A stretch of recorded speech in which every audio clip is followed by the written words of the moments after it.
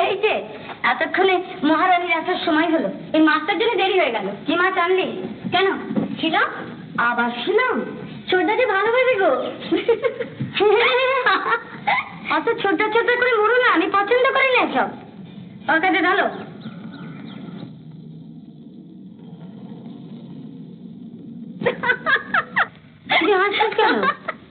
ঢেঁড়স দেখে। ঢেঁড়স দেখে? হ্যাঁ, ওই যে হারু। ও মা, তুমি হারুকে চেনো না? কে হারু? নারু চায়ের দোকানে কাজ করে। ও কি বলছিল জানো, সাহেবরা নাকি ঢেঁড়সকে লিডিস ফিঙ্গার, মেয়েদের আঙুল বলে। একচরে তোমার গালে একেবারে লিডিস ফিঙ্গার বসিয়ে দেবো মুখ পুরি। Ladies finger? যাও চা জল খাবার খেয়ে মাছটা কুটে ফেলোকে যাও। কোটাই আছে?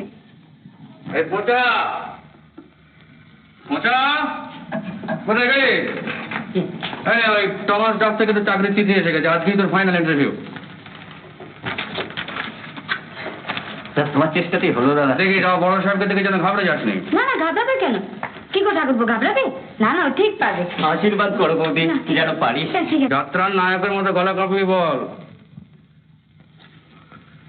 হে মাতো, জয় লোভে দশ লোভে রাজ্য লোভে হই, যেন বীরের সদ্গতি হতে ভ্রষ্ট নাহি হই।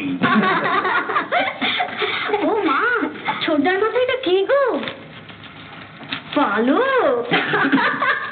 আমি ভাবলাম বুঝি পেট যাবতি। তা মুখে বলতে তোমার কি হয়েছিল? ছোটদার মাথায় হাত না দিলে বুঝি চলছিল না? আর যখন তখন যাত্রার মাথায় এরকম পেট যাবতি দেখুন, আমি পছন্দ করি না। মারছো কেন? এই চাপা যা তো, যা ছোটদার টানার ব্যবস্থা কর, যা।